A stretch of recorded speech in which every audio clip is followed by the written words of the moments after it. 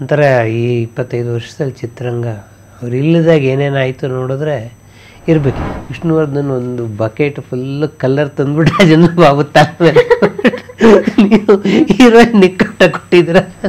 ವಿಷ್ಣುವರ್ಧನ್ ಹಂಸಲೇಖ ಅವ್ರಿಗೆ ಬಂದು ಹೇಳಿದ್ರು, ಅದೇನು ನೀವು ಆರ್ಗೆ ಮಾತ್ರ ಒಳ್ಳೆ ಹಾಡು ಮಾಡೋದು, ನಮಗೆ ಮಾಡಲ್ವಾ? 15 ರೂಪಾಯಿ ಒಂದು ಚಿತ್ರ ಅಲ್ಲ, 30 ರೂಪಾಯಿ ಎಷ್ಟಾಯ್ತು? 30 ರೂಪಾಯಿ ಅಂದು ಇವ್ರು 500 ರೂಪಾಯಿ ನೋಟ್. ಅವಳು ಕಂಡ್ಬಿಟ್ಟು ಚಿಲ್ಲರೆ ಇಲ್ಲ, ಅವಳಿಗೆ ವಿಷ್ಣುವರ್ಧನ್ ಅಂದ್ರೆ ಯಾರನ್ನು ಗೊತ್ತಿಲ್ಲ, ಅಂಬರೀಷ್ ಅಲ್ರು ಯಾರಂದ್ರು. ಸರಿಯಪ್ಪ, ಮದುವೆ ಮನೆಗೆ ಬಂದಿದ್ವಿ, ಊಟ ಮಾಡ್ಕೊಂಡೇ ಹೋಗೋದು ನಾವು ಅಂದ್ರೆ ಅಣ್ಣವರು. ಅಣ್ಣ ವೆಜ್ಜು ನಮ್ದು, ನಿಮ್ಗೆ ಆಗತ್ತ ಇಲ್ಲ, ಸಿನಿಮಾನೇ ನಂಬ್ಕೊಂಡು ನಮಗೆ ಬದುಕಕ್ಕಾಗಲ್ಲ, ಬೇರೆ ಏನಾದ್ರು. ವಿಷ್ಣುವರ್ಧನ್ ಹೇಳಿದ್ರಂತೆ, ನನಗೆ ಡ್ರೈವಿಂಗ್ ಚೆನ್ನಾಗಿ ಬರುತ್ತೆ, ಯಾಕೆ ಕ್ಯಾಬ್ ಡ್ರೈವರ್ ಹೇಳೋದು? ನಾನು ಮಾತ್ರ ಶಾಪಗ್ರಸ್ತ ಗಂಧರ್ವ ಅಂದ್ಕೊಂಡಿದ್ದೆ, ನಮ್ಮ ಅಪ್ಪನೂ ಹಿಂಗೇನೆ ಅಂತ ಹೇಳಿ ವಿಚಾರ ಆಯಿತು. ನನಗೆಲ್ಲೋ ಒಂದು ಕಡೆ ಅವ್ರಿಗೆ ಕರ್ನಾಟಕ ರತ್ನ ಬಂತು ಅಂದಾಗ ಒಂಥರ ಪೊಯಿಟಿಕ್ ಜಸ್ಟಿಸ್ ಅಂತ ನಮ್ಮದೊಂದು ಹೇಳಿದ, ಒಂದು ಪೊಯಿಟಿಕ್ ಜಸ್ಟಿಸ್ ಅಂತ ಮಾಡ್ತೀನಿ. ಹೊಸ ದಿಗಂತ ಡಿಜಿಟಲ್ ವಾಹಿನಿಯ ಸಮಸ್ತ ವೀಕ್ಷಕರಿಗೆ ನಮಸ್ಕಾರ. ಮೊನ್ನೆಯಷ್ಟೇ ಕರ್ನಾಟಕ ಸರ್ಕಾರ ಡಾಕ್ಟರ್ ವಿಷ್ಣುವರ್ಧನ್ ಮತ್ತು ಬಿ ಸರೋಜಾದೇವಿ ಅವರಿಗೆ ಕರ್ನಾಟಕ ರತ್ನ ಪ್ರಶಸ್ತಿಯನ್ನ ಘೋಷಣೆ ಮಾಡಿತು. ಅದು ಮರಣೋತ್ತರ ಕರ್ನಾಟಕ ರತ್ನ ಪ್ರಶಸ್ತಿ. ಈ ವಿಚಾರ ನಿಮ್ಗೆಲ್ರಿಗೂ ಕೂಡ ಗೊತ್ತೇ ಇದೆ. ಡಾಕ್ಟರ್ ವಿಷ್ಣುವರ್ಧನ್ ಅವರಿಗೆ ಕರ್ನಾಟಕ ರತ್ನ ಪ್ರಶಸ್ತಿಯನ್ನ ಘೋಷಿಸಿದ್ದು ಅವರ ಅಭಿಮಾನಿಗಳಿಗೆ ಬಹಳ ಸಂತಸದ ವಿಚಾರ ಕೂಡ ಹೌದು. ಈ ವಿಚಾರದ ಹಿನ್ನೆಲೆಯಲ್ಲಿ ಇವತ್ತು ಡಾಕ್ಟರ್ ವಿಷ್ಣುವರ್ಧನ್ ಮತ್ತು ಬಿ ಸರೋಜಾದೇವಿ ಅವರ ಬಗ್ಗೆ ಮಾತನಾಡೋದಕ್ಕೆ ನಮ್ಮ ಜೊತೆ ಹಿರಿಯ ಸಿನಿ ಪತ್ರಕರ್ತರಾಗಿರುವಂತಹ ಶ್ರೀಧರ್ ಮೂರ್ತಿ ಸರ್ ಅವರು ನಮ್ಮ ಜೊತೆಗಿದ್ದಾರೆ. ಸರ್ ನಮಸ್ಕಾರ. ನಮಸ್ಕಾರ. ನೀವು ಡಾಕ್ಟರ್ ರಾಜ್ಕುಮಾರ್ ಅವರಿಗೆ ಹೇಗೆ ಒಡನಾಡಿಯೋ ಅದೇ ರೀತಿಯಾಗಿ ಡಾಕ್ಟರ್ ವಿಷ್ಣುವರ್ಧನ್ ಅವರಿಗೆ ಕೂಡ ಒಡನಾಡಿಯಾಗಿದ್ರಿ, ಅವ್ರ ಜೊತೆ ಇದ್ರಿ. ಅವರ ವೈಯಕ್ತಿಕ ಮತ್ತು ವೃತ್ತಿರಂಗದ ಬಗ್ಗೆ ಕೂಡ ಸಾಕಷ್ಟು ವಿಚಾರಗಳನ್ನ ನೀವು ತಿಳ್ಕೊಂಡಿದ್ದೀರಿ ಸರ್. ಇವತ್ತು ನಮ್ಮ ವೀಕ್ಷಕರಿಗೆ ಡಾಕ್ಟರ್ ವಿಷ್ಣುವರ್ಧನ್ ಅವರ ಬಗ್ಗೆ ಹೇಳೋದಿದ್ರೆ ಸರ್? ಖಂಡಿತ ಬಹಳ ಸಂತೋಷ. ಇದ್ರೆ ವಿಷ್ಣುವರ್ಧನ್ 75ನೇ ವರ್ಷವನ್ನ ಪೂರೈಸ್ತಾ ಇದ್ರು, ನಮ್ಮ ಜೊತೆಗಿದ್ದಿದ್ರೆ ಮತ್ತೆ ಇರಬೇಕಿತ್ತು.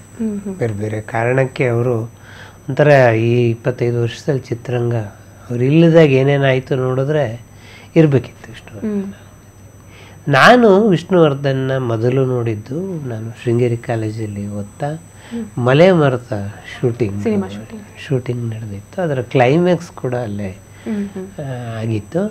ಸೊ ಒಂದು ವಾರ ಶೃಂಗೇರಿನಲ್ಲಿ ಶೂಟಿಂಗ್. ನಾವೆಲ್ಲ ಕಾಲೇಜಿಗೆ ಚಕ್ಕರ್ ಹೊಡೆದು ಆ ಗುಂಪಿನಲ್ಲಿ ನಿಂತ್ಕೊಂಡು ವಿಷ್ಣುವರ್ಧನನ್ನು ನೋಡಿದ್ವಿ. ನಾನು ಅವಾಗ ಕನಸಲ್ಲೂ ಯೋಚನೆ ಮಾಡಿರಲಿಲ್ಲ ಒಂದಿನ ವಿಷ್ಣುವರ್ಧನ್ ಜೊತೆಗೆ ನಾನು ಒಡನಾಡ್ತೀನಿ ಅಂತೇಳಿ. ನನಗೆ ವಿಷ್ಣುವರ್ಧನ್ ಅವರ ಸಂಪರ್ಕ ಬಂದಿದ್ದು ಆರ್ ಎನ್ ಜಯಗೋಪಾಲ್ ಅವರು ವಿಷ್ಣುವರ್ಧನ್ಗೆ ಬಹಳ ಅದ್ಭುತವಾದ ಹಾಡುಗಳನ್ನು ಕೊಟ್ಟಿದ್ದಾರೆ. ಅದರಲ್ಲೂ ಬಂಧನ, ಅವರಿಗೆ ಬ್ರೇಕಿಂಗ್, ಜೀವನದಿ, ಇವೆಲ್ಲ ಆರ್ ಎನ್ ಜಯಗೋಪಾಲ್ ಬಹಳ ಒಳ್ಳೊಳ್ಳೆಯ ಹಾಡನ್ನು ವಿಷ್ಣುವರ್ಧನ್ಗೆ ಕೊಟ್ಟಂತಹ ಸಿನಿಮಾಗಳು. ವಿಷ್ಣುವರ್ಧನ್ ಒಟ್ಟಾಗಿ ವ್ಯಕ್ತಿ ಆಗೋದ್ರ ಬಹಳ ಇಂಟ್ರೆಸ್ಟಿಂಗ್ ಆದ ಪರ್ಸ್ನಾಲಿಟಿ. ಮತ್ತು ಅವ್ರ ಜೊತೆ ಕೂತ್ರೆ ಅವರು ನೂರಾರು ವಿಷಯಗಳನ್ನು ಮಾತನಾಡಬಲ್ಲ ಅವರು. ಮತ್ತು ನೀವು ಸಾಮಾನ್ಯಕ್ಕೆ 80ರ ದಶಕದ ಯಾವುದೇ ಪೇಪರ್ ನೋಡಿ, ವಿಷ್ಣುವರ್ಧನ್ ಒಂದು ಸ್ಟೇಟ್ಮೆಂಟ್ ಬಹಳ ಕಾಮನ್. ಅದು ಏನು ಅಂದರೆ, ಈ ಸಿನಿಮಾ ಮತ್ತು ಕ್ರಿಕೆಟ್ ಯಾವತ್ತೂ ಟೀಮ್ ವರ್ಕ್, ಇದು ಯಾರೋ ಒಬ್ಬರಿಂದ ಗೆಲ್ಲಲ್ಲ. ವಿಷ್ಣುವರ್ಧನ್ ನಂಬಿದ್ರು ಮತ್ತು ಪದೇ ಪದೇ ಹೇಳ್ತಾ ಇದ್ರು. ನಂಗೆ ಅದು ಇನ್ನೊಂದು ಥರ ಬಹಳ ಇಂಪಾರ್ಟೆಂಟ್ ಅಂತ ಅನಿಸುತ್ತೆ. ರಾಜೇಶ್ ಖನ್ನಾ ಮೇಲೆ ಒಂದು ಪುಸ್ತಕ ಬಂದಿದೆ, untold story of the Indian first super star ಅಂತ. ಅದಕ್ಕೆ ಶರ್ಮಿಳಾ ಠಾಕೂರ್ ಮುನ್ನುಡಿ ಬರೀತಾರೆ. ಮುನ್ನುಡಿ ಬರೀತಾ ಒಂದು ಮಾತನ್ನು ಬರೀತಾರೆ ಅವರು. So Rajesh Khanna super star, but ಹೀರೋಯಿನ್ಗಳು ರಾಜೇಶ್ ಖನ್ನಾ ಸಿನಿಮಾದಲ್ಲಿ ಅಭಿನಯಿಸೋದನ್ನು ಇಷ್ಟಪಡ್ತಾ ಇದ್ರು. ಯಾಕೆ ಅಂದರೆ ಹೀರೋಯಿನ್ ಅಭಿನಯಕ್ಕೆ ಕೂಡ ಸಾಕಷ್ಟು ಮಹತ್ವ ಕೊಡ್ತಾ ಇದ್ದ ಆ್ಯಕ್ಟರ್ ರಾಜೇಶ್. ಸೊ ನೀವು ರಾಜೇಶ್ ಖನ್ನಾ ಯಾವುದೇ ಸಿನಿಮಾ ನೋಡಿದ್ರೂ ಕೂಡ ಹೀರೋಯಿನ್ಗೆ ಈಕ್ವಲ್ ಇಂಪಾರ್ಟೆನ್ಸ್ ಇರ್ತಾ ಇತ್ತು. ಅದೇ ಥರದ ಹೀರೋ ವಿಷ್ಣುವರ್ಧನ್ ನಮ್ಮಲ್ಲಿ. ವಿಷ್ಣುವರ್ಧನ್ ಸಿನಿಮಾಗಳಲ್ಲಿ ವಿಷ್ಣುವರ್ಧನ್ ಸೂಪರ್ ಸ್ಟಾರ್ ಆದಮೇಲೆ ಕೂಡ ನಾಯಕಿ ಪ್ರಧಾನ ಬಂಧನ ನಾಯಕಿ ಪ್ರಧಾನ ಸಿನಿಮಾ ನಾಯಕಿಗೆ, ಅಥವಾ ಜೀವನ ಚಕ್ರ ನಾಯಕಿ ಪ್ರಧಾನ ಸಿನಿಮಾ, ಜೀವನದಿ ನಾಯಕಿ, ಸುಪ್ರಭಾತ, ಹಾಲುಂಡ ತವರು, ಇವೆಲ್ಲ ನಾಯಕಿ ಪ್ರಧಾನ ಸಿನಿಮಾಗಳು. ಇದು ವಿಷ್ಣುವರ್ಧನ್ಗೆ ಇದ್ದಂತಹ ಬಹಳ ದೊಡ್ಡ ಶಕ್ತಿ. ಸಾಮಾನ್ಯಕ್ಕೆ ನಮ್ಮಲ್ಲಿ ಸ್ಟಾರ್ಗಳು ಸ್ಪೇಸನ್ನು ಹಂಚಿಕೊಳ್ಳಲ್ಲ. ಸೊ ಸೊ ತಮಗಿಂತ ಎಲ್ಲ ಸೀನಲ್ಲೂ ತಾವೇ ಕಾಣಿಸ್ಕೋಬೇಕು. ಆದರೆ ವಿಷ್ಣುವರ್ಧನ್ಗೆ ಈ ಸೆನ್ಸ್ ತುಂಬ ಚೆನ್ನಾಗಿತ್ತು. ಆಮೇಲೆ ಕತೆ ಕೇಳೋರು ಅವರು, ಒಂದು 10 ಜನಕ್ಕೆ ತೋರಿಸೋರು, ಒಂದು ಕಥೆಯನ್ನು ಪರ್ಸ್ಯೂ ಮಾಡೋರು, ಆಗೋವರೆಗೂ ನೋಡೋರು. ಒಂದು ಸಿನಿಮಾಕ್ಕೆ ನಾನು ಡೈಲಾಗ್ ಬರ್ತೀನಿ, ನಾನು ಬೇಕು ಅಂತ ಸಿನಿಮಾ ಹೆಸರು ಹೇಳಲ್ಲ, ಯಾಕಂದ್ರೆ ಆ ಸಿನಿಮಾ ಆಗಲಿಲ್ಲ. ಆಮೇಲೆ ನಾನು ಮಲ್ಲಿಗೆ ಆಫೀಸಲ್ಲಿ ಕೆಲಸ ಮಾಡ್ತಾ ಇದ್ದೆ. ಇದಕ್ಕೆ ಕಾರ್ ಬಂದು ನಿಂತ್ಕೊಂಡ್ರೆ ಅವನು ಹೇಳಿದ, ಸರ್ ವಿಷ್ಣುವರ್ಧನ್ ಸೆಟ್ಟಿಗೆ ಬರಬೇಕು ಅಂತ ಹೇಳ್ತಾ ಇದ್ದಾರೆ. ನಾನು ಯಾವುದೇ ಸಿನಿಮಾಗೆ ಬರೋದ್ರು ಮೊದಲನೇ ಕಂಡೀಷನ್ ಸೆಟ್ಟಿಗೆ ನಾನು ಬರಲ್ಲ ಅಂತ. ಯಾಕಂದರೆ ಸಿನಿಮಾ ನಮ್ಮ ಉದ್ಯೋಗ ಅಲ್ಲ, ನಮ್ಮ ಉದ್ಯೋಗ ಯಾವುದೋ ಬೇರೆ ಮಾಡ್ತೀವಿ ನಾವು.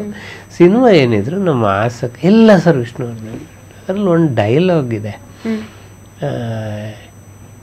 ಹೆಣ್ಣು ಅನ್ನೋಳು ನದಿಯ ಥರ.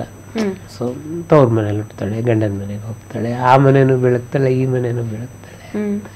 ಗಂಡು ಅಂದರೆ ಬಾವಿ ಥರ ಒಂದೇ ಕಡೆ ಇರ್ತಾನೆ. ಸೊ ಅದು ಆಳ ಜಾಸ್ತಿ, ಇವಳದು ಉದ್ದ ಜಾಸ್ತಿ. ಹಿಂಗೊಂದು ಡೈಲಾಗ್ ಆ ಕತೆಗೆ ಇತ್ತು. ಅದು ವಿಷ್ಣುವರ್ಧನ್ ಎಂಥ ಅದ್ಭುತ ಡೈಲಾಗ್ ಬರೆದಿದ್ದೀರಿ, ಅದಕ್ಕೆ ನಾನು ನಿಮ್ಮನ್ನು ನೋಡಬೇಕು ಅಂತ ಅನ್ನಿಸ್ತು. ಇದು ನನಗೊಬ್ಬರಿಗೆ ಅಲ್ಲ, ಬಹಳ ಜನಕ್ಕೆ ಈ ಅನುಭವ ಆಗಿದೆ. ಅವರು ಒಂದು ಅದ್ಭುತ ಡೈಲಾಗನ್ನು ಬರೆದ್ರೆ ಅದನ್ನು ಎಂಜಾಯ್ ಮಾಡೋರು. ಸೊ ಇದನ್ನ ಎಷ್ಟು ಅದ್ಭುತವಾದ ಬಂದನ ಡೈಲಾಗ್ಗಳಂತೂ ಬಹಳ ಎಂಜಾಯ್ ಮಾಡೋರು. ಬಹಳ ಜನಕ್ಕೆ ಗೊತ್ತಿಲ್ಲ ಅವರ ಹೆಸರು, HV ಸುಬ್ರಾವ್ ಅಂತೇಳಿ ಬಂಧನದ ಡೈಲಾಗ್ಗಳನ್ನು ಬರೆದಂಥವ್ರು. ಬಹಳ ಅದರಲ್ಲಿ ಗುಲಾಬಿ ಹೂವಿಂದೊಂದು ಸೀನ್ ಇದೆ, ಅದು ಬಹಳ ಫೇಮಸ್. ಅದನ್ನು ಬಹಳ ಇಷ್ಟಪಡೋರು ವಿಷ್ಣುವರ್ಧನ್ ಮಂಚಿಂಗ್. ಆ ಸಿನಿಮಾದ ಅಲ್ಲಿ ಸುಹಾಸಿನಿಯ ಫಸ್ಟ್ ಸಿನಿಮಾ. ಸುಹಾಸಿನಿ ಕನ್ನಡಕ್ಕೆ ಎಂಟ್ರಿ ಆದ ಸಿನಿಮಾ. ಬೆಂಕಿಯಲ್ಲಿ ಅರಳಿದ ಹೂವು ಮಾಡಿದ್ರು, ಅದರ major role. Puttanna Kanagal clap cinema ಮಾಡಬೇಕು. ಸುಹಾಸಿನಿ ವಿಷ್ಣುವರ್ಧನ್ ಕಪಾಳಕ್ಕೆ ಕುಡಿಬೇಕು. ನಿಮ್ಗೆ ಗೊತ್ತಿದೆ ಈ ಗುಲಾಬಿದು ಆದಮೇಲೆ ಅದು ಫಸ್ಟ್ ಶಾಟೇ ಅದು, ಅದನ್ನು ತೆಗಿಬೇಕು. ವಿಷ್ಣುವರ್ಧನ್ ಈ ಸೀನ್ ಯಾಕೆ ಫಸ್ಟ್ ಸೀನ್ ಅಂತ ಆಯ್ಕೆ ಮಾಡ್ಕೊಂಡಿದ್ದು ಅಂದರೆ ಅದರ ಕಾಮಿಡಿ ಅವ್ರಿಗೆ ಭಾಳ ಇಷ್ಟ ವಿಷ್ಣುವರ್ಧನ್ಗೆ. ಸೊ ನಂದಿನಿ ಅವರೇ ಅಂತ ಹೇಳ್ತಾರೆ, ನೀವು ನೋಡಿರ್ತೀರ ಸಿನಿಮಲ್ಲಿ, ಭಾಳ ಇಷ್ಟ. ಇದನ್ನೆಲ್ಲ ಕೇಳಿ ಅಸಿಸ್ಟೆಂಟ್ ಡೈರೆಕ್ಟರ್ ಹತ್ರ ಸುಹಾಸಿನಿ ಕರೆದು ಹೇಳಿದ್ರು, ಖಂಡಿತ ಆಗಲ್ಲ, ನಾನು ಮಾಡಲ್ಲ ಈ ಸೀನ್, ವಿಷ್ಣುವರ್ಧನ್ ಕಪಾಳ ಹೊಡಿಯೋದು ಎಲ್ಲಾದರೂ ಉಂಟೆ ಆಗಲ್ಲ ಅಂತ. ಆಮೇಲೆ ಇಲ್ಲ ಅದು ಮಾಡಲೇಬೇಕು ಅಂತ ಹೇಳ್ಬಿಟ್ಟು ಬಹಳ ಒತ್ತಾಯ ಮಾಡಿದ್ರು. ಆಮೇಲೆ ಮಾಡಿಬಿಟ್ಟು ಒಂದು 100 ಸಲ ಯಾರವ್ರು ಸಾರಿ ಹೇಳಿರ್ಬೇಕು, ಸುಹಾಸಿನಿ ಇದನ್ನು ಮಾಡದೆ ಅಂತೇಳಿ. ಅದೇ ಸುಹಾಸಿನಿ ಅದೇ ಸಿನಿಮಾದಲ್ಲಿ ಇದೆಲ್ಲ ವಿಷ್ಣುವರ್ಧನ್ ಬಹಳ ಮಜವಾಗಿ ಹೇಳೋರು ಈ ಕಥೆಗಳನ್ನು. ಬಣ್ಣ ಬಣ್ಣ ನನ್ನ ಒಲವಿನ ಬಣ್ಣ, ಇದರ ಶೂಟಿಂಗು ಅದು ನಿಮ್ಮೂರ ಹತ್ರನೇ, ಕುಂದಾಪುರದ ಹತ್ರ ಶೂಟಿಂಗ್ ಆಗಿತ್ತು. ಅಲ್ಲಿ ಗೊತ್ತಿದೆ ಬೇರೆ ಬೇರೆ ಶೇಡ್ ಬಣ್ಣ ಹಾಕಬೇಕು. ಬಣ್ಣ ಹಾಕಿದ್ಮೇಲೆ ಫುಲ್ ಸ್ನಾನ ಮಾಡಬೇಕು, ಆ ಬಣ್ಣ ಎಲ್ಲ ತೆಕ್ಕೋಬೇಕು, ಮತ್ತೊಂದು ಶೇಡಿಗೆ ಮತ್ತೊಂದು ಕಲರ್ ಹಾಕಬೇಕು. ಸುಹಾಸಿನಿ ಇದು ಯಾವ ಶೂಟಿಂಗು ಚೆಲ್ಲಾಗಿ ವಾಪಸ್ ಹೋಗ್ತೀನಿ, ಇದು ನನ್ನ ಕೈಲಿ ಆಗಲ್ಲ ಇದು ಅಂತೇಳಿ. ಆಮೇಲೆ ಇಲ್ಲ ಇಲ್ಲೇ ಒಂದು ಅಂದರೆ ಎಲ್ಲಿ ಶೂಟಿಂಗ್ ಆಗುತ್ತೋ ಅಲ್ಲೇ ಒಂದು ಟಾಯ್ಲೆಟ್ ಕಟ್ಟಿಸ್ಕೊಡ್ತೀವಿ ನಿಮಗೆ ಡ್ರೆಸ್ ಚೇಂಜ್ ಮಾಡೋದಕ್ಕೆ, ಟೆಂಪ್ರರಿ. ಇದೆಲ್ಲ ಈಗ ಸುಲಭ ಬರುತ್ತಲ್ಲ ಟೆಂಪ್ರರಿ, ಅದನ್ನು ಕ್ರಿಯೇಟ್ ಮಾಡಿಬಿಟ್ಟು ಬಹಳ ಕಷ್ಟಪಟ್ಟು ಒಪ್ಪಿಸಿ ಶೂಟಿಂಗ್. ಇದನ್ನು ವಿಷ್ಣುವರ್ಧನ್ ವ್ಯಕ್ತಿತ್ವದ ಬಗ್ಗೆ. ಸೊ ಇದನ್ನೆಲ್ಲ ಗಮನಿಸ್ತಾ ಇದ್ರು ವಿಷ್ಣುವರ್ಧನ್. ಪ್ಯಾಕಪ್ ಆಯಿತು. ಪ್ಯಾಕಪ್ ಆದಮೇಲೆ ರಾಜನ್ ಸಿಂಗ್ ಬಾಬು ಬಂದು ಕುತ್ಕೊಂಡ್ರೆ ವಿಷ್ಣುವರ್ಧನ್ ಒಂದು ಬಕೆಟ್ ಫುಲ್ ಕಲರ್ ತಂದ್ಬಿಟ್ಟು ರಾಜನ್ ಬಾಬು ತಲೆ ನೀವು ಹೀರೋಯಿನ್ ನಿಕ್ಕಟ್ಟ ಕೊಟ್ಟಿದ್ರ ಅಲ್ಲಿ ತೇಳ್ಬಿಟ್ಟು ಇಷ್ಟು ಕಾಮಿಡಿ ಆಗಿರೋ ಸೆಟ್ಟಲ್ಲಿ ಅವರು. ಆಮೇಲೆ ಬಹುಶಃ ಮಲೆಮಾರುತವ್ರು ಬಹಳ ನೆನಪು ಮಾಡ್ಕೊಳ್ಳೋರು. ಮಲೆಮಾರುತ ನೇಪಾಳಲ್ಲಿ ಕೆಲವು ಶೂಟಿಂಗ್ ಆಗಿದೆ ಮಲೆಮಾರುತದಲ್ಲಿ. ಅದಾದಮೇಲೆ ಅವ್ರು ಯಾವುದೋ ಒಂದು ಸಿನಿಮಾ ಶೂಟಿಂಗ್ ಹೋಗಿದ್ದು. ಆಲ್ಮೋಸ್ಟ್ ನಾನು ಲಾಸ್ಟ್ ಡೇಸಲ್ಲಿ ಅದರಲ್ಲಿ ಈ ಬಗ್ಗೆ ಮಾತಾಡಿದ್ದೆ. ಅದಾದಮೇಲೆ ಹೋದರೆ ಎಷ್ಟು ಬದಲಾಗ್ಬಿಟ್ಟಿದೆ ನೇಪಾಳ. ನಾವು ಮಲೆಮಾರುತ ಮಾಡಿದಾಗಿದ್ದ ನೇಪಾಳನೇ ಬೇರೆ, ಈಗಿದ್ದ ನೇಪಾಳನೇ ಬೇರೆ ಅಂತ ಅವರು ಬಹಳ ಫೀಲ್ ಮಾಡ್ಕೊಂಡು.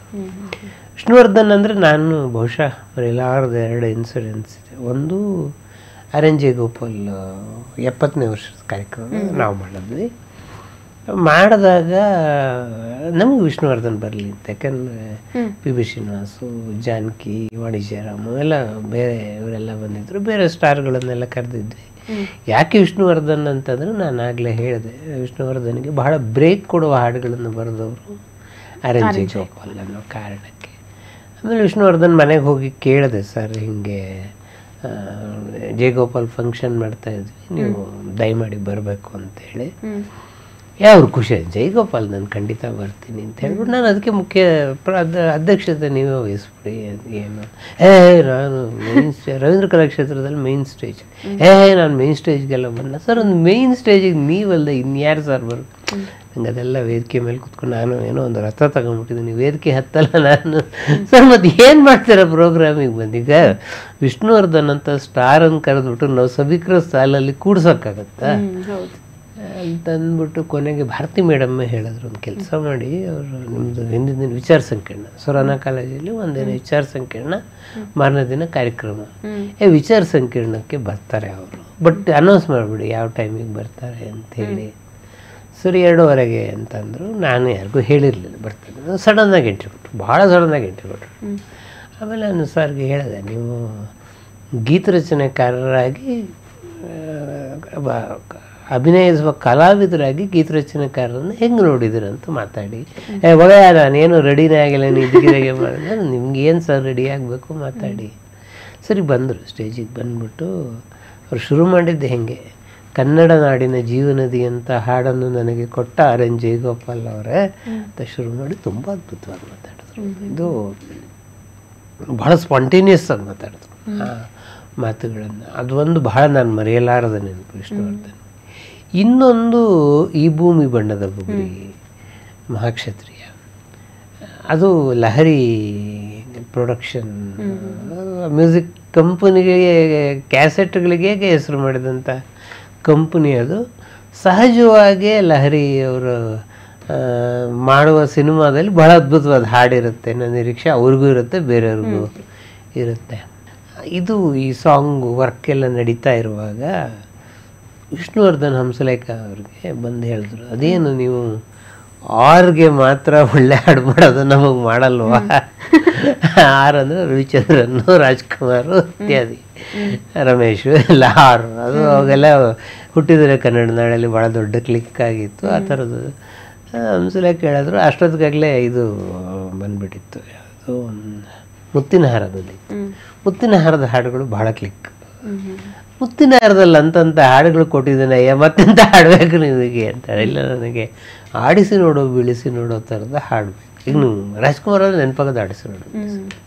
ಸೊ ಲೈಫ್ ಸಾಂಗ್ ಅಂತ ಕರೀತಾರೆ, ಅಂಥದ್ದೊಂದು ಲೈಫ್ ಸಾಂಗ್ ಬೇಕು ನನಗೆ ಅಂತ ಹೇಳೋರು. ಆಮೇಲೆ ಎಸ್ ಪಿ ಬಾಲಸುಬ್ರಹ್ಮಣ್ಯಂ ನೆನಪು ಅವತ್ತೇ ನೈಟು ಹಂಸಲೇಖ ಸರ್ಗೆ. ಅದು ಅಮೇರಿಕಾದಲ್ಲಿ US ಟ್ರಿಪ್ನಲ್ಲಿದ್ದರು. ಅವತ್ತು ಮಡಿಕೇರಿ ಸಿಪಾಯಿ ಎಲ್ಲ ಹಾಡಿದೆ, ಭಾಳ ಜನ ಇಷ್ಟಪಟ್ಟರು. ನಾನು ಇಂಡಿಯಾಗೆ ಬಂದಮೇಲೆ ವಿಷ್ಣುವರ್ಧನ್ ಸಿನಿಮಾನೇ ಮಾಡ್ತಾಯಿದ್ದೀರ ನೀವು ಗೊತ್ತಾಯಿತು, ಆ ಥರದ್ದೊಂದು ಹಾಡಬೇಕು ನನಗೆ ಅಂತಂದರು. ಮತ್ತು ವಿಷ್ಣುವರ್ಧನ್ ಮತ್ತು SP ನಡುವೆ ಒಂದು ಬಹಳ ಅದ್ಭುತ ಸಂಬಂಧ ಇದೆ. ಈಗ ರಾಜ್ಕುಮಾರಿ ಪಿ ಬಿ ಶ್ರೀನಿವಾಸ್ ಹೆಂಗೆ ವಾಯ್ಸೋ ವಿಷ್ಣುವರ್ಧನ್ಗೆ SP ಹೆಂಗೆ ವಾಯ್ಸು. 818 ಹಾಡು. ಅದು ಹಾವಿನ ದ್ವೇಷ 12 ವರ್ಷದಿಂದ ಶುರುವಾಗಿತ್ತು ವಿಷ್ಣುವರ್ಧನ್ಗೆ. ಹಂಸಲೇಖ ನಂಗೆ ಹೇಳಿದ್ರೆ ಎಲ್ಲರೂ ಹಿಂಗೆ ಅದ್ಭುತ ಹಾಡಬೇಕು ಅಲ್ರಿ, ಅದ್ರಲ್ಲಿ ನಾವು ಮಾಡೋರ ಕತೆ ಕೇಳಿ ಬೃಂದಾವನ್ ಅಂತ ಒಂದು ಹೋಟ್ಲು, ಬೃಂದಾವನ್ ಹೋಟ್ಲಲ್ಲಿ ಈ ಸಾಂಗ್ ಕಂಪೋಸಿಷನ್ನು ಎಲ್ಲ ಆಗ್ತಾಯಿತ್ತು.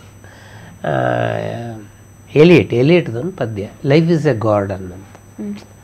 ಸೊ ಆ ಪದ್ಯವನ್ನು ಸೋಲುವಾಗಿ ಇಟ್ಕೊಂಡು ಮನುಷ್ಯ ಮತ್ತು ಪ್ರಕೃತಿ ಬೇಸಿಕ್ ಕತ್ತಿ ಹೇಳಬೇಕು ಅಂದ್ಕೊಂಡಿದ್ದು ನಾವಿಷ್ಟೇ. ಸೊ ಪ್ರಕೃತಿ ಬಹಳ ಸಹಜವಾಗಿರುತ್ತೆ, ಅದು ಆ ಮನುಷ್ಯ ಹಾಳು ಮಾಡ್ತಾನೆ ಅದನ್ನು. ಸೊ ಈ ಬಾಳು ಸುಂದರ ನಗರಿ ನೀನಿದರ ಮೇಟಿ ಕಣ, ಇದು ಪಲ್ಲವಿ ಬರೆದು SP ಬಂದರು. SP ಇದೊಂದು ಇದಿದೆ, ಅವ್ರು ಹಾಡು ಬರ್ಕೊಳ್ತಾರೆ. ಹಾಡು ಬರ್ಕೊಂಡು ಒಂದ್ಸಲ ತೆಲುಗಲ್ಲಿ ಬರ್ಕೊತಾರೆ ಅವ್ರು ಹಾಡನ್ನು. ಅವ್ರಿಗೆ ಕನ್ನಡ ಎಷ್ಟೇ ಚೆನ್ನಾಗಿ ಬರ್ತಾರೆ, ಅವ್ರು ತೆಲುಗು ಲಿಪಿಲೇ ಬರ್ಕೊಳ್ತಾರೆ. ನೀವು ಏನೇ ಬರ್ಕೊಟ್ಟಿದ್ರು ಒಂದ್ಸಲ ಅದನ್ನು ಓದ್ಕೊತಾರೆ. ಸೊ ಹಾಡ್ಕೊಂಡು ಹಂಸಲೇಖ ಗುರುಗಳೇ ಪಲ್ಲವಿ ಗಿಟ್ತಾ ಇಲ್ಲ ಅಂದರೆ SP-ಗೆ ಗದಾಗ್ಬಿಡೋದು, ಯಾವುದು ಪಲ್ಲವಿ ಹಿಟ್ ಆಗುತ್ತೆ, ಏನೋ ಪಲ್ಲವಿ ಬದಲಾಯಿಸಿ ನೋಡೋಣ ಅಂತ ಮಾಡಿದ್ರು. ಮಾಡಿದ್ಮೇಲೆ ಇನ್ನು 20 ನಿಮಿಷ ಅವರೆಲ್ಲ ಡ್ರೆಸ್ ಚೇಂಜ್ ಮಾಡಿ ಅವರು ನಾರ್ಮಲಿ SP ಚೆನ್ನೈಯಿಂದ ಬಂದಾಗ ಫಸ್ಟ್ ಹಾಡೇನು ಅಂತ ತಿಳ್ಕೊಂಡು ಆಮೇಲೆ ಇದನ್ನು ಮಾಡ್ತಾಯಿದ್ರು. ಸರಿ, 20 ನಿಮಿಷ ಟೈಮ್ ಇರುತ್ತಲ್ವ, ಏನು ಮಾಡಬಹುದು? ಸೊ ಕೇಳಿದ್ರು ನನ್ನ ಸರ್, ಏನು ಟೈಮ್, ಎಷ್ಟು ಟೈಮ್ ಸಿಗುತ್ತೆ ನನಗೆ? ಒಂದು 20-25 ನಿಮಿಷ ಸಿಗುತ್ತೆ ಸರ್, ಅವರೆಲ್ಲ ರೆಡಿಯಾಗಿ ಬರಬೇಕಲ್ಲ. ಕಾಲ ಕ್ಷಣಿಕ ಕಣೋ ಅಂತ. ಸೊ ಕಾಲ ಕ್ಷಣಿಕ ಕಣೋ ಬಂದ ಕೂಡಲೇ ಅದರ ಇದು ಚೇಂಜ್ ಆಗುತ್ತೆ, ಹಾಡಿನ ಸ್ಟ್ರಕ್ಚರ್. ಈ ಭೂಮಿ ಬಣ್ಣದ ಬುಗುರಿ ಅಂತ ಸ್ಟಾರ್ಟಿಂಗ್ ಲೈನ್ ಬಂತು. ಆಮೇಲೆ ಬಾಬು ಡೈರೆಕ್ಟ್ರು, ಬಾಬು ಈ ಬುಗುರಿ ಎಲ್ಲಿಂದ ಬರುತ್ತ್ರಿ, ನೀವೇನೋ ಬುಗುರಿ ಎಲ್ಲ ಬರುತ್ತೆ ಕಿಟ್ಟಂಗೆ. ಇಲ್ಲ ಅದು ಬರುತ್ತೆ ಅಂತ. ಅದು ಆಹಿರ್ ಭೈರವ್ ಅಂತ ಹೇಳಿದ ಹಂಸಲೇಖ ಅವ್ರಿಗೆ ಬಹಳ ಪ್ರಿಯವಾದ ರಾಗ. ಆಹಿರ್ ಭೈರವಲ್ಲಿ ಕಂಪೋಸ್ ಮಾಡಿದ್ರು. ಬಂದು SP ನೋಡ್ತಾರೆ, ಹಾಡು ಚೇಂಜ್ ಆಗಿಬಿಟ್ಟಿದೆ ಪೂರ್ತಿ ಈ ಭೂಮಿ ಬಣ್ಣದ ಬುಗುರಿ. ಒಂದ್ಸಲ ನೋಡಿ ಆಮೇಲೆ ಒಂದೇ ಟೇಕಲ್ಲಿ ಹಾಡ್ಬಿಟ್ಟು ಹೊರಗೆ ಬಂದ್ಬಿಟ್ಟ ಮೇಲೆ ಹಂಸಲೇಖ ಹತ್ರ ಬಂದು 100 ವರ್ಷ ಉಳ್ಕೊಳ್ಳುತ್ತೆ ಹಾಡು. ಅದು ಇವತ್ತಿಗೂ ಕೂಡ ಅದನ್ನು ನಾನು ಹೇಳೋದಲ್ಲ, ವಿಷ್ಣುವರ್ಧನ್ ಹೋದ್ಮೇಲೆ ಒಂದು ಕಾರ್ಯಕ್ರಮದಲ್ಲಿ SP ಕೂಡ ಅದನ್ನು ನೆನಪು ಮಾಡಿಕೊಂಡು ನೂರಾರು ವರ್ಷ ಉಳಿಯುವಂಥ ಹಾಡು ಕೊಟ್ಟು ಹೋಗಿದ್ದಾರೆ ಅಂತೇಳಿ ವಿಷ್ಣುವರ್ಧನ್ ಬಗ್ಗೆ ನೆನಪು ಮಾಡಿಕೊಂಡ್ರು. ಆಮೇಲೆ ನನ್ನೊಂದು ಬಹಳ ಮುಖ್ಯವಾಗಿ ವಿಷ್ಣುವರ್ಧನ್ ಬಗ್ಗೆ ಹೇಳಬೇಕು ಅಂತಂದರೆ ಅವ್ರಿಗೆ ಇದ್ದ ಫುಡ್ ಹ್ಯಾಬಿಟ್, ಊಟದ ಬಗ್ಗೆ ಭಾಳ ನಾನು ನೋಡಿದ್ದೀನಿ. ಈಗ ಸಾಮಾನ್ಯವಾಗಿ ಮೈಸೂರಿನಿಂದ ಬಂದವ್ರಿಗೆಲ್ಲ ಬಿಸಿಬೇಳೆಬಾತ್ ಭಾಳ ಇಷ್ಟ. ಮೈಸೂರಲ್ಲಿ ಭಾಳ ವಿಷ್ಣುವರ್ಧನ್ ಬಿಸಿಬೇಳೆಬಾತ್ ಆಗ್ತಿರಲಿಲ್ಲ. ಅದು ನಿಮಗೆ ಈ ಸಿನಿಮಾ ಬ್ಯಾಕ್ಗ್ರೌಂಡ್ ಇದ್ದರೆ ಗೊತ್ತಾಗುತ್ತೆ. ಸಿನಿಮಾದಲ್ಲಿ ಸಾಮಾನ್ಯಕ್ಕೆ ಬಿಸಿಬೇಳೆಬಾತು ಮೊಸರನ್ನೇ ಮಾಡೋದು, ಅದು ಚಿಪ್ಸು. ವಿಷ್ಣುವರ್ಧನಿಗೆ ಬಿಸಿಬೇಳೆಬಾತು ಎಲ್ಲ ಸೆಟ್ಟಲ್ಲಿ ಇದು ಜಗಳ. ನನಗೆ ಬಿಸಿಬೇಳೆಬಾತು ಅನ್ನ ಸಾರು ಬೇಕು. ಅದು ತುಂಬ ಕಡೆ ಏನಾಗುತ್ತೆ ಅಂತಂದರೆ, ನೀವು ಸಾರು ಎಲ್ಲೋ ಮಾಡಿದ್ರೆ, ಈಗ ಸಾರಿಗೆ ಒಗ್ಗರಣೆ ಹಾಕೋದ್ರ ಮೇಲೆ ಹೋಗುತ್ತೆ. ಸೊ ನೀವು ಬೆಳ್ಳುಳ್ಳಿ ಒಗ್ಗರಣೆ ಹಾಕಿದ್ರೆ ಸಾರನ್ನ, ಅಂದರೆ ಅದು ಬೆಳ್ಳುಳ್ಳಿ ಒಗ್ಗರಣೆಯ ಸಾರನ್ನು ತಿನ್ನೋರು ಬೇರೆ. ಸೊ ನೀವು ಬರೀ ಸಾಸಿವೆ ಒಗ್ಗರಣೆ ಹಾಕಿದ್ರೆ ತಿನ್ನೋರು ಬೇರೆ. ವಿಷ್ಣುವರ್ಧನ್ ಎಕ್ಸ್ಪೆಕ್ಟ್ ಮಾಡುವ ಸಾರು ಕೆಲವು ಲಕ್ಷಣಗಳಿತ್ತು, ಅದನ್ನು ಭಾಷರಾಗಿ ಹೇಳೋದು. ಆ ಲಕ್ಷಣಗಳನ್ನ ಇಟ್ಕೊಂಡು ಸಿನಿಮಾ ಸೆಟ್ಟಲ್ಲಿ ಯಾರು ಸಾರು ಮಾಡ್ತಾರೆ? ಅದರಲ್ಲೂ ನೀವು ವಿಷ್ಣುವರ್ಧನ್ ಆದರೂ ವಾಸಿ, ಅನಂತ್ನಾಗಂತೂ ಸೋ ಪರ್ಟಿಕ್ಯುಲರ್ ಹಿಂಗೆ ಇರಬೇಕು ಅಂತ. ಕೊನೆಗೆ ಅದೊಂದು ಸ್ವಾತಿ ತಿರುನಾಳ್ ಅಂತೊಂದು ಮಲಯಾಳಂ ಸಿನಿಮಾದಲ್ಲಿ ಅನಂತ್ನಾಗ್ ಮಾಡುವಾಗ ಇವರು ಕಾಡ ತಡೆಯಲಾರದೆ ಗಾಯತ್ರಿಯವರೇ ಹೋಗ್ಬಿಟ್ಟು ಅಲ್ಲಿ ಇಲ್ಲೋ ಕಾಡಲ್ಲಿ ಶೂಟಿಂಗು, 2 ಇಟ್ಕೆ ಇಟ್ಕೊಂಡು ಇವ್ರಿಗೆ ಸಾರು ಮಾಡ. ಆ ಥರದ್ದು ವಿಷ್ಣುವರ್ಧನ್ ಕೂಡ ಆ ಥರದ ಊಟದ ತಿಂಡಿಯಲ್ಲಿ. ಮತ್ತು ಅವ್ರಿಗೆ ಕೆಲವು ಭಾಳ ಪೆಕ್ಯುಲರ್ ಟೇಸ್ಟ್ಗಳಿತ್ತು. ಈ ಆನಂದರಾವ್ ಸರ್ಕಲಲ್ಲಿ ಬೀದಿ ಬದಿನಲ್ಲಿ ಒಬ್ಬನು ಈ ಪಾನಿಪುರಿ ಮಸಾಲೆ ಪುರಿ ಮಾಡೋನು. ಅದರಲ್ಲಿ ಈ ಪಾನಿಪುರಿ ಹಾಕ್ಬಿಟ್ಟು ಟೊಮೆಟೊ ಸ್ಲೈಸನ್ನು ಹೆಚ್ಚಿ ಹಾಕೋರು. ಅದು ವಿಷ್ಣುವರ್ಧನಿಗೆ ಬಹಳ ಬಹಳ ಇಷ್ಟ. ಅದು ಆ ಥರ ಯಾರು ಮಾಡಲ್ಲ. ಇವರು ಸ್ಟಾರು, ಅಲ್ಲಿ ದಾರಿಯಲ್ಲಿ ಹೋಗಿ ನಿಂತ್ಕೊಂಡು ತಿನ್ನೋಕ್ಕಾಗಲ್ಲ. ಕಾರು ಚಾಲಕದ ಹತ್ರ ನಿಲ್ಲಿಸ್ಬಿಟ್ಟು ತರಿಸೋದು, ಯಾರ ಹತ್ರ ಆದರೂ ಹೋಗಿ ಅಲ್ಲಿ ತರಿಸೋದು. ಆನಂದ ಸರ್, ಇದು ಮನೆಯಲ್ಲ ನೀವು ಯಾಕೆ ಮನೇಲೆಲ್ಲ ಹಿಂಗೆ ಮಾಡಲ್ಲ, ಈ ಥರ ಯಾವತ್ತೂ ಮಾಡೋಕೆ. ಆಮೇಲೆ ಉಪ್ಪಿನಕಾಯಿ, ವಿಷ್ಣುವರ್ಧನ್ಗೆ ಬಹಳ ಉಪ್ಪಿನಕಾಯಿ. ಕೊನೆಗೆ ಅದು ಯಾರೋ ಯಜಮಾನ್ ಉಪ್ಪಿನಕಾಯಿ ಅಂತ ಮಾಡೋ ಉಪ್ಪಿನಕಾಯಿ ಮಾಡಿ ಅದು ಸಖತ್ ಇಂಟರ್ನ್ಯಾಷನಲ್ ಫೇಮಸ್ ಎಲ್ಲ ಆಗೋಗಿ, ಆಮೇಲೆ ಯಾರೋ ಬಂದು ವಿಷ್ಣುವರ್ಧನಿಗೆ ಕಾಪಿ, ಸರ್ ಅದಕ್ಕೆ ನಿಮ್ಮ ಹೆಸರು ಹೇಳ್ಕೊಂಡು ಅವ್ನು ಯಾರೋ ಉಪ್ಪಿನಕಾಯಿ ಮಾಡ್ತಾ ಇದ್ದಾರೆ, ನೀವು ಕಾಪಿ ರೈಟ್ ಕೊಡೋಕ್ಕೆ ಹೌದು ಉಪ್ಪಿನಕಾಯಿ ತಾನೆ ಬರ್ಕೊಳ್ಳೋವಾಗಯ್ಯ ಅಂತ. ಇದು ವಿಷ್ಣುವರ್ಧನ್ನ ಒಂದು ಬಹಳ ವಿಷ್ಣುವರ್ಧನ್ನೇ ಇಷ್ಟಪಟ್ಟು ಹೇಳ್ತಿದ್ದ ಘಟನೆ ಇದು. ಬಳ್ಳಾರಿ ಹತ್ರ ಒಂದು ಶೂಟಿಂಗ್, ಹೊಸಪೇಟೆ ಡ್ಯಾಮು, ಅಲ್ಲಿ ಅಂಬರೀಷು ಮತ್ತು ವಿಷ್ಣುವರ್ಧನ್ ಇಬ್ಬರು ಇದ್ದಾರೆ. ಬಳ್ಳಾರಿ ಹೊಸಪೇಟೆ ಡ್ಯಾಮಿಂದ ಒಂದು ಸ್ವಲ್ಪ ದೂರ ಒಂದು ದೊಡ್ಡ ಹೋಟ್ಲು ಬಂದರೆ ಅಲ್ಲಿ ವಿಷ್ಣುವರ್ಧನ್ ಅಂಬರೀಷ್ ಊಟ ಮುಗಿಸ್ಕೊಂಡು ಮತ್ತಿನ್ನೇನು ನಾವು ಬೆಂಗಳೂರು ತಲುಪೋದಕ್ಕೆ ಲೇಟ್ ಆಗುತ್ತೆ ಅಂತ ಹೇಳಿ, ಆಲ್ಮೋಸ್ಟ್ 6 hours ಜರ್ನಿ ಬೆಂಗಳೂರಿಗೆ. ಸರಿ, ಅಲ್ಲಿ ಹೋಟ್ಲಲ್ಲಿ ಹೋದರೆ ಊಟ ಆರ್ಡ್ರ್ ಮಾಡಿ ಎಷ್ಟೊತ್ತಾದ್ರೂ ಬರ್ತಾನೆ ಇಲ್ಲ. ಏನಂತ ನೋಡಿದ್ರೆ ಅವನೇನು ಮಾಡಿದ್ದಾನೆ, ಹೋಟೆಲ್ನವನು ಹೊರಗಡೆ ಒಂದು ಬೋರ್ಡ್ ಹಾಕಿದ್ದಾನೆ, ಕನ್ನಡದ ಖ್ಯಾತ ನಟರಾದ ವಿಷ್ಣುವರ್ಧನ್ ಅಂಬರೀಷ್ ಅವರು ಬಂದಿದ್ದಾರೆ, ಅವರನ್ನು ನೋಡುತ್ತಾ ನೀವು ಊಟ ಮಾಡಬಹುದು ಅಂತ ಹೊರಗಡೆ ಬೋರ್ಡ್ ಹಾಕಿದ್ದಾನೆ. ಇವರು ಹೊರಟು ಹೋದ್ರೆ ಬರೋ ಜನ ಹೋಗ್ತಾರಲ್ಲ, ಅವನಿಗೆ ಕಲೆಕ್ಷನ್ ಹೋಗುತ್ತಲ್ಲ, ಅದಕ್ಕೆ ಇವ್ರಿಗೆ ಊಟ ಸರ್ವ್ ಮಾಡ್ತಾ ಇಲ್ಲ. ಅದು ಅಂಬರೀಷಿಗೆ ಗೊತ್ತಾಗ್ಬಿಟ್ಟು ಹೊರಗಡೆ ಬಂದು ಅವನ ಹಂಗೆ ಹೋಟ್ಲಲ್ಲಿ ಬಾಯಿ ಬಂದು ಏನು ಅನ್ಕೊಂಡಿದ್ರು ನಮ್ಮ ಮನೇನು ಮಾರಾಟ ಮಾಡ್ತಾಯಿದ್ರು ಅವಾಗ ಲೀಲು ಬೇಡ ಲೀಲು ಊಟ ಬೇಡ ಅಂತ ಓದಿ ಹೊರಟ್ರೆ ಹೊಸಪೇಟೆ ತುಂಗಭದ್ರಾ ಡ್ಯಾಮಿಂದ ಡೌನಿಗೆ ಬಂದರೆ ಒಂದು 10 ಕಿಲೋಮೀಟರ್ ಯಾವ ಹೋಟ್ಲು ಇಲ್ಲ, ಇಲ್ಲೂ ಹೋಟ್ಲಿಲ್ಲ. ಕೊನೆಗೆ ಅಲ್ಲಿ ಯಾವುದೋ ಒಂದು ಟರ್ನಿಂಗಲ್ಲಿ ಗಾಡಿ ಇಟ್ಕೊಂಡಿರ್ತಾರಲ್ಲ, ಅಲ್ಲಿ ಚಿತ್ರಾನ್ನ ಮಾಡ್ತಾರೆ ಗಾಡಿನಲ್ಲಿ ಚಿತ್ರಾನ್ನ. ಸರಿ ಅದನ್ನೇ ತರಿಸ್ಕೊಳ್ಳ ಅಂತ ಚಿತ್ರಾನ್ನ ತರಿಸ್ಕೊಂಡು ವಿಷ್ಣುವರ್ಧನ್ ಸ್ಟೈಲಲ್ಲಿ ಶ್ರೀಧರಮೂರ್ತಿ ಆ ರುಚಿ ಇದೆಯಲ್ಲ, ಆದರೆ ಇವರು ಅಲ್ಲಿ ಅಷ್ಟೊತ್ತಿಗೆ ಹಸಿವಾಗಿರುತ್ತೆ, ಹಸಿವಾಗಿ ಆ ರುಚಿ ಇರುತ್ತಲ್ಲ ಆ ಚಿತ್ರಾನ್ನ ಲೈಫಲ್ಲೇ ತಿಂದಿಲ್ಲ. ಸರಿ ಆ ಮುದುಕಿಗೆ ಬೇರೆ 15 ರೂಪಾಯಿ ಒಂದು ಚಿತ್ರಾನ್ನ, 30 ರೂಪಾಯಿ ಎಷ್ಟಾಯಿತು 30 ರೂಪಾಯಿ ಅಂದು ಇವರು 500 ರೂಪಾಯಿ ನೋಟು. ಅವಳು ಕಂಡ್ಬಿಟ್ಟು ಚಿಲ್ಲರೆ ಇಲ್ಲ, ಅವಳಿಗೆ ವಿಷ್ಣುವರ್ಧನ್ ಅಂದರು ಯಾರನ್ನು ಗೊತ್ತಿಲ್ಲ, ಅಂಬರೀಷ್ ಅಲ್ರು ಯಾರಲ್ರು ಚಿಲ್ಲರೆ ಯಾರಮ್ಮ ಇಟ್ಕಾನಿ ಅಂತ ಹೇಳ್ಬಿಟ್ಟು ಬೆಂಗಳೂರಿಗೆ ಬಂದರು. ಇದು ವಿಷ್ಣುವರ್ಧನ್ ಅವರು ಫುಡ್ಡಿನ ವಿಷಯದಲ್ಲಿ ಇದ್ದ ಇದು ಅವ್ರಿಗೆ ಇದ್ದಂಥ ಆಸಕ್ತಿ. ಆಮೇಲೆ ಅವ್ರಿಗೊಂಥರ ಬೇರೆ ಬೇರೆ ಪ್ರಾಜೆಕ್ಟ್ಗಳಲ್ಲಿ ತೊಡಗಿಸ್ಕೋಬೇಕು ಮಾಡಬೇಕು ಅಂತ ಇತ್ತು. ಮತ್ತು ವಿಷ್ಣುವರ್ಧನ್ಗೆ ಆಧ್ಯಾತ್ಮದ ವಿಷಯದಲ್ಲಿ ಅವರ ಕಾರ್ನಲ್ಲಿ ಅವ್ರು ಯಾವಾಗಲೂ ಬನ್ನಂಜ ಗೋವಿಂದಾಚಾರ್ಯರ ಉಪನ್ಯಾಸಗಳನ್ನು ಹಾಕ್ಕೊಳೋರು. ಆಮೇಲೆ ನಾನಂತೂ ವಿಷ್ಣುವರ್ಧನ್ ಜೊತೆಗೆ ಸಿನಿಮಾ ಬಗ್ಗೆ ಮಾತಾಡಿದ್ದು ಭಾಳ ಕಮ್ಮಿ, ಈ ಆಧ್ಯಾತ್ಮ ವಿಷಯನೇ ಹೆಚ್ಚು ಮಾತಾಡಿರೋದು. ಮತ್ತು ಅದರಲ್ಲಿ ಅವ್ರಿಗೆ ಭಾಳ ಆಸಕ್ತಿ, ವಿಷ್ಣು ಸಹಸ್ರನಾಮದ ಬಗ್ಗೆನೋ, ಲಲಿತಾ ಸಹಸ್ರನಾಮದ ಬಗ್ಗೆನೋ, ಶ್ರೀಚಕ್ರ ಉಪಾಸನೆ ಬಗ್ಗೆನೋ ವಿಷ್ಣುವರ್ಧನ್ಗೆ ಬಹಳ ಆಸಕ್ತಿ ಇತ್ತು. ಆಮೇಲೆ ಬಹಳ ಮುಖ್ಯವಾಗಿ ನಮ್ಮ ವೀಕ್ಷಕರು ಕೇಳ್ತಾರಲ್ಲ, ರಾಜ್ಕುಮಾರ್ ಮತ್ತು ವಿಷ್ಣುವರ್ಧನ್ ನಡುವೆ ಸಂಬಂಧ ನಂಗೆ ಇಬ್ಬರಿಗೂ ಬಹಳ ಚೆನ್ನಾಗಿದ್ದಿದ್ದರಿಂದ ನಾನು ನೋಡಿದಾಗೆ ವಿಷ್ಣುವರ್ಧನ್ ಬಗ್ಗೆನೂ ರಾಜ್ಕುಮಾರ್ ಯಾವತ್ತೂ ಇದು ಮಾತಾಡಿಲ್ಲ, ಅಥವಾ ರಾಜ್ಕುಮಾರ್ ಬಗ್ಗೆನೂ ವಿಷ್ಣುವರ್ಧನ್ ಬಂಧನ ಸಿನಿಮಾ ಬಂದರು. ಬಂಧನ ಸಿನಿಮಾ ಬಂದಾಗ ರಾಜ್ಕುಮಾರ್ಗೊಂದ್ಸಲ ತೋರಿಸೋಣ ಅಂಥೇಳಿ ಬಾಬುಗೆ ಹೇಳಿದ್ರೆ, ಬಾದಾಮಿ ಹೌಸ್ ಇತ್ತು, ಬಾದಾಮಿ ಹೌಸ್ ಹೊಡೆದಾಕ್ಬಿಟ್ಟಿದ್ದಾರೆ, ಬಾದಾಮಿ ಹೌಸಲ್ಲಿ ಅದನ್ನು ತೋರಿಸೋದು ಅಂತೇಳಿ. ಸರಿ ರಾಜ್ಕುಮಾರ್ ಬಂದರೆ ಮಧ್ಯ ಬ್ರೇಕು, ಕಾಫಿ ಏನೋ ಬಿಸ್ಕೆಟ್ ಕೊಟ್ಟರು. ಕೇಳೋಕ್ಕೆ ಭಯ ಅಣ್ಣವ್ರಿಗೆ ಏನು ಹೇಳ್ತಾರೆ ಅಂತೇಳಿ. ಕೊನೆಗೆ ಸಿನಿಮಾ ಆದಮೇಲೆ ಅಣ್ಣವರು ಇಬ್ಬರೂ ಬಹಳ ಅದ್ಭುತವಾಗಿ ಅಭಿನಯ ಮಾಡಿದ್ದಾರೆ. ವಿಷ್ಣುವರ್ಧನ್ ಮತ್ತು ಸುಹಾಸಿನಿ ಇಬ್ಬರೂ ಬಹಳ ಅದ್ಭುತವಾಗಿ ವಿಷ್ಣುವರ್ಧನನ್ನು ತಪ್ಕೋಬೇಕು ನಾನು ಅನ್ಸ್ಬಿಟ್ಟಿದೆ. ಇದಾದಮೇಲೆ ಇನ್ನೊಂದು ಅಂಥದ್ದು ಏನು ಸಿನಿಮಾ ಯಜಮಾನ ಸಿನಿಮಾನ ಅಣ್ಣವ್ರು ನೋಡಿಬಿಟ್ಮೇಲೆ ರಾಘವೇಂದ್ರ ರಾಜ್ಕುಮಾರ್ ನಡಿ ವಿಷ್ಣುವರ್ಧನ್ ಮನೆ ಎಷ್ಟು ಚೆನ್ನಾಗಿ ಆ್ಯಕ್ಟ್ ಮಾಡಿದ್ದಾರೆ ಅಣ್ಣ, ಅವ್ರು ಇರಬೇಕಲ್ಲ ಅಪ್ಪಾಜಿ, ಅವ್ರು ಇಲ್ಲದಿದ್ರೆ ನಾವು ಅಷ್ಟು ದೂರ ಹೋಗ್ಬಿಟ್ಟು ಫೋನ್ ಮಾಡಿದ್ರೆ ಅವತ್ತು ವಿಷ್ಣುವರ್ಧನ್ ಇಲ್ಲ, ಮನೆಯಲ್ಲಿ ಇಲ್ಲ. ಆಮೇಲೆ ಹೇಳಿದ್ರೆ ಹಂಗೆ ವಿಷ್ಣುವರ್ಧನ್ಗೆ ಮೊಬೈಲ್ನಲ್ಲಿ ಫೋನ್ ಮಾಡಿಬಿಟ್ಟು ಹಿಂಗೆ ಅಣ್ಣವ್ರನ್ನ, ಅಯ್ಯೋ ಅಣ್ಣವ್ರು ಯಾಕೆ ನಮ್ಮ ನಾನೇ ಬರ್ತೀನಿ ಅಂಥೇಳಿ ವಿಷ್ಣುವರ್ಧನೇ ಬಂದರೆ, ಇಲ್ಲ ಬಹಳ ಅದ್ಭುತವಾಗಿ ಅಭಿನಯಿಸಿದ್ದಾರೆ ಅನ್ನೋದನ್ನು ಬಂಗಾರದ ಮನುಷ್ಯದ ನಾನು ಹೇಳಿದ್ದೆ. ಅವರು ಸಿನಿಮಾ ನೋಡುವಾಗ ಭಾರತಿ ಅವರಿಗೆ ಫೋನ್ ಮಾಡಿ ಬಂಗಾರದ ಮನುಷ್ಯದ ಬಗ್ಗೆ ಮಾತನಾಡುವಾಗಲೇ ಅದನ್ನು ಹೇಳಿದೆ. ವಿಷ್ಣುವರ್ಧನ್ಗೂ ಮಾತಾಡ್ಬಿಟ್ಟು ನಿಮ್ಮ ಮನೆಯವ್ರು ಬಹಳ ಚೆನ್ನಾಗಿ ಅಭಿನಯಿಸಿದ್ದಾರೆ. ಅಭಿನಯಿಸಿರೋದು ರಾಜ್ಕುಮಾರ್ ಸಿನಿಮಾದಲ್ಲಿ. ಆದರೂ ಅವ್ರಿಗೆ ಇನ್ನೊಬ್ಬರು ಅಭಿನಯದ ಬಗ್ಗೆ ಆ ಥರದ ಇದಿತ್ತು.